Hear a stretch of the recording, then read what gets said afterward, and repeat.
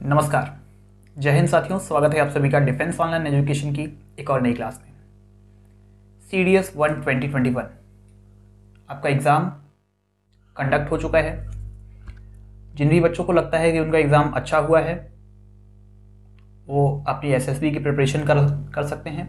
साथ ही साथ जिन्होंने FCAT का भी फॉर्म फिल किया है वो अपनी FCAT के एग्ज़ाम पे फोकस कर सकते हैं। देखिए, CDS और FCAT में कॉमन चीज़ें बहुत सारी हैं, बस आपको फ़र्क सिर्फ एक ये समझ में आता है कि FCAT का एग्ज़ाम है वो थ्रू ऑन इंग्लिश में होना है और CDS का जो आपका एग्ज़ाम है वो हिंदी और इंग्लिश दोनों में बाइलिंगुअल होता है। तो आपको ज़्यादा कुछ एफर्ट नहीं करना है, थोड़ी सी एफर्ट से ही आप FCAT के एग्ज़ाम को अच्छे स्कोर के साथ क्रैक कर सकते हैं।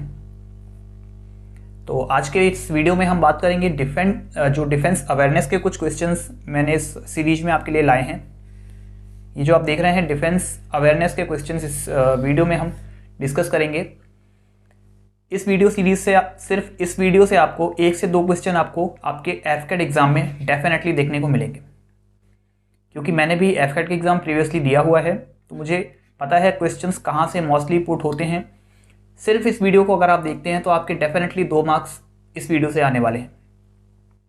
ठीक है, 2 मार्क्स का मेरा मतलब है 2 क्वेश्चंस का, यानी 2 क्वेश्चन हो जाते हैं आपके 6 मार्क्स के करीब। ठीक है, तो बहुत ही आसानी के साथ आप इस वीडियो को देख करके आप 5 से 6 मार्क्स अपने कंफर्म कर सकते हैं। तो जिसको भी CDS का एग्ज़ाम उतना अच्छा नहीं हुआ है, वो सोच रहे हैं कि वो कट ऑफ को क्लियर नहीं कर पाएंगे या फिर डिमोटिवेट हो रहे हैं, तो उनको डिमोटिवेट होने की ज़रूरत नहीं है। आप इसका FCAT की प्रिपरेशन करें अगर आपने फॉर्म फिल किया है। नहीं, अगर आपने फॉर्म फिल किया है तो भी आपको टेंशन लेने की ज़रूरत नहीं है। अभी आपको 1-2 महीने बाद फिर से नई वैकेंसी देखने को मिलेगी। आपने जहाँ पर अपनी प्रिपरेशन को ख़त्म किया था वहीं से अपनी प्रिपरेशन को फिर से आगे बढ़ा सकते हैं। चलिए, तो इस वीडियो में हम बात करते हैं डिफेंस अवेयरनेस की, जिसमें आपको इस वीडियो सीरीज़ के माध्यम से ये बेनिफिट मिलेगा कि आप अपना स्कोर बूस्ट कर पाएंगे और आप ट्राई करेंगे 200+ स्कोर करने की FCAT एग्ज़ाम में। अच्छा, इस वीडियो में हम क्या क्या चीज़ें कवर करेंगे। सबसे पहले तो इंडियन आर्म फोर्सेस का इंट्रोडक्शन देखेंगे। उसके बाद Indian arm forces commands and headquarter, जो आपकी कमांड्स हैं आर्म फोर्सेस की, एयरफोर्स, नेवी और इंडियन आर्मी की, उनकी कमांड्स कौन कौन सी हैं, उनके हेडक्वार्टर कहाँ पे हैं, वो हम देखेंगे। और फाइनली इस वीडियो में देखेंगे रैंक सिस्टम क्या है इंडियन आर्म फोर्सेस का। रैंक सिस्टम से एक क्वेश्चन डेफिनेटली आपके एग्जाम में देखने को मिलेगा। तो चलिए स्टार्ट करते हैं आज का ये वीडियो। लेकिन इससे पहले अगर आपको कोई भी क्वेरी है तो आप हमें इंस्टाग्राम पर लिख सकते हैं, ट्विटर पर हमें फॉलो कर सकते हैं और मेल कर सकते हैं हमें। आपके जो भी डाउट हैं या क्वेरीज हैं वो हमें आप मेल कर सकते हैं। इस कमेंट बॉक्स में भी इस वीडियो के आप हमें अपने सुझाव भेज सकते हैं। चलिए स्टार्ट करते हैं आज का ये वीडियो। सबसे पहले जान लेते हैं जो इंडियन आर्म फोर्सेस होती हैं वो क्या होती हैं। बेसिकली जो इंडियन आर्म फोर्सेस होती हैं are consist of army, navy and air force. Army, navy और एयरफोर्स की जो कॉमन एक जो होता है, इन सभी को हम सम्मिलित रूप से इंडियन आर्म फोर्सेस के नाम से जानते हैं। सैन्य जो बल हैं हमारे, उनको हम कॉमनली आर्म फोर्सेस के नाम से जानते हैं। अगर पर्टिकुलरली बात करें आर्मी की, तो इंडियन आर्मी नंबर 4 पर है वर्ल्ड में। इससे पहले US यानी यूनाइटेड स्टेट, रसिया और चाइना नंबर 1, नंबर 2 और नंबर 3 पर हैं। नंबर 4 पर इंडिया रैंक करता है इंडियन आर्मी की परफॉर्मेंस को अगर देखें तो। उसके बाद अगर इंडियन नेवी की परफॉर्मेंस को देखें तो ओवरऑल 7th नंबर पर है ये। ठीक है, इससे आगे कौन कौन है? US यानी यूनाइटेड स्टेट नंबर 1 पर, रशिया नंबर 2 पर, चाइना नंबर 3 पर, जापान नंबर 4 पर, United kingdom number 5, France number 6। ठीक है, तो 7th नंबर पर हमारी इंडियन नेवी आती है। ठीक है, बात करें वहीं अगर एयरफोर्स की, तो Indian air force is at number 4 in the world ranking.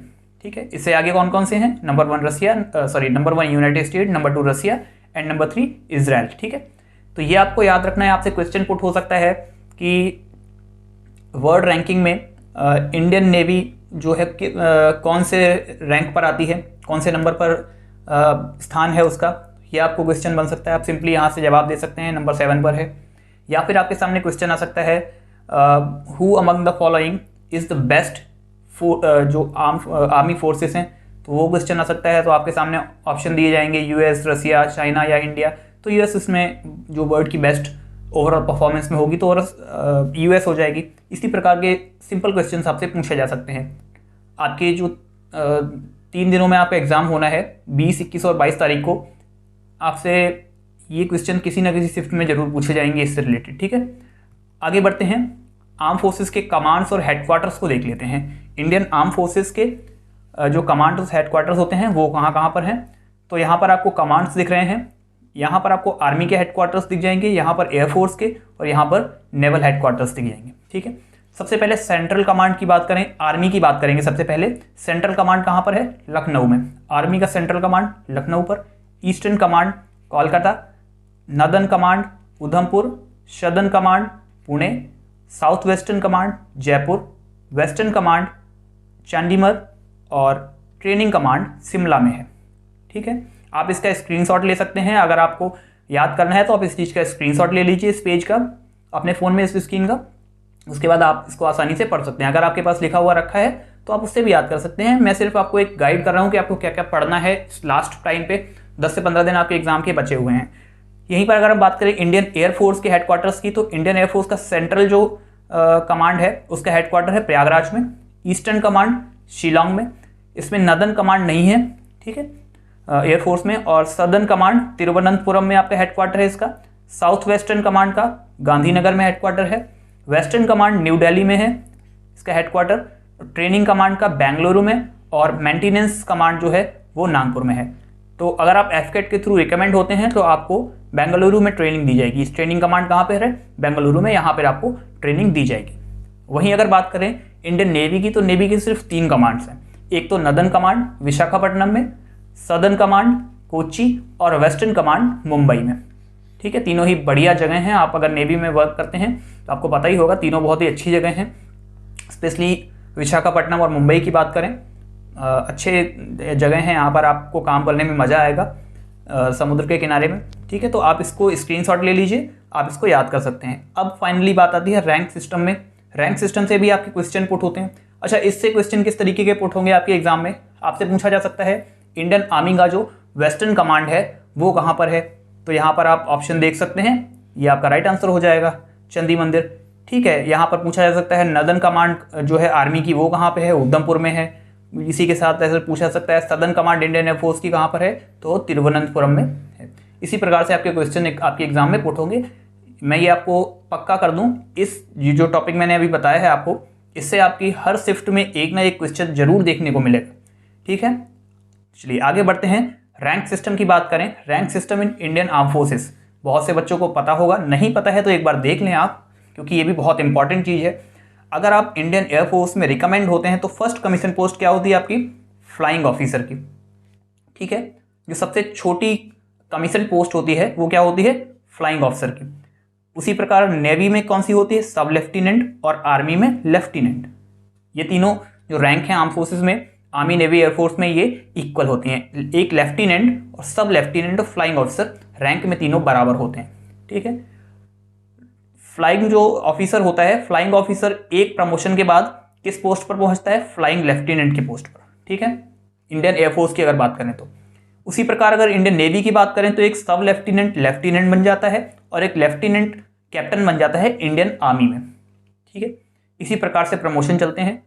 Second promotion पर एक जो फ्लाइट लेफ्टिनेंट होता है वो एक स्क्वाड्रन लीडर बन जाता है, और लेफ्टिनेंट जो होता है इंडियन नेवी में वो एक लेफ्टिनेंट कमांडर बन जाता है, और एक कैप्टन, एक मेजर बनेगा इंडियन आर्मी में दूसरे प्रमोशन के बाद। इसी प्रकार से ये रैंक सिस्टम चलता है। इससे भी आपके क्वेश्चन बनते हैं। किस प्रकार के क्वेश्चन बनते हैं वो भी मैं बता दूं। आपसे पूछा जा सकता है इंडियन आर्मी के मेजर जनरल इंडियन नेवी की किस पोस्ट के इक्विवेलेंट होगा? तो आपको ऑप्शन दिख जाएगा यहाँ पर, सीधा रियर एडमिरल के पोस्ट के इक्विवेलेंट होगा।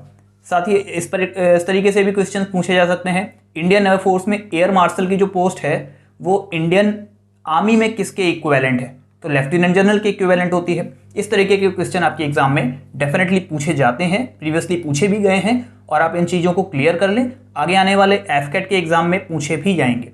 क्योंकि आर्म फोर्सेस रिलेटेड एक ये जॉब है, तो इसमें आप ये बात डेफिनेट कर लें कि एक क्वेश्चन आपके बहुत ही ज़्यादा पूछे जाने वाले हैं। एक क्वेश्चन तो इससे डेफिनेटली पूछा ही जाएगा। तो इसको आप एक बार रिवाइज कर लें, स्क्रीनशॉट लेकर आप इसको पढ़ सकते हैं आसानी से। एक बार मैं आपको रिवाइज कर देता हूँ, सबसे इसको मैं क्लियर कर देता हूँ। चलिए, तो इंडियन आर्मी में सबसे highest post field marshal, then उससे नीचे जनरल होती है, फिर उससे नीचे लेफ्टिनेंट जनरल, उसके नीचे मेजर जनरल, उसके नीचे ब्रिगेडियर, उसके नीचे कर्नल, उसके नीचे लेफ्टिनेंट कर्नल, उसके नीचे मेजर, कैप्टन और सबसे लास्ट में लेफ्टिनेंट। यानी सबसे छोटी पोस्ट जो होती है वो एक लेफ्टिनेंट की होती है। ठीक है, तो ये चीज़ें आप बहुत ही आसानी के साथ पढ़ के एक बार क्लियर कर लें, क्योंकि इससे आपके एग्जाम में डेफिनेट क्वेश्चन पूछा जाएगा। ठीक है, तो ये आप पढ़ लें, आपसे रिकमेंडेशन है कि, और इसका पूरे का स्क्रीनशॉट ले लें और याद कर लें इसको अच्छे तरीके से, क्योंकि ये बहुत ही ज़्यादा कॉमन क्वेश्चन है जो आपके एफकेट के एग्जाम में आपको 3 नंबर दिलाने वाले हैं। तो इस वीडियो में इतना ही। अगर आपने एफकेट की प्रिपरेशन कर रहे हैं और आपने डॉट फिगर्स का जो वीडियो मैंने प्रीवियसली अपलोड किया है वो अगर नहीं देखा है, वो भी वीडियो एक बार आप देख सकते हैं। उससे आपके 10 से 12 नंबर के क्वेश्चन आपको वहाँ से मिल जाएंगे। साथ ही साथ पॉलिटी के मैंने 6-7 वीडियो बनाए हुए हैं। पॉलिटी के अगर वो क्वेश्चंस आपने नहीं देखे हैं, वो भी हमारे चैनल पर जाकर विजिट कर सकते हैं, या फिर उसका लिंक आपको डिस्क्रिप्शन बॉक्स में और ऊपर आई बटन में भी मिल जाएगा, वहाँ से भी आप उन वीडियोस को देख सकते हैं। इस वीडियो में आज की इतना ही रखते हैं। जल्दी ही मिलेंगे आपसे एक और नई और इंटरेस्टिंग वीडियो में। तब तक के लिए जय हिंद, जय भारत, वंदे मातरम।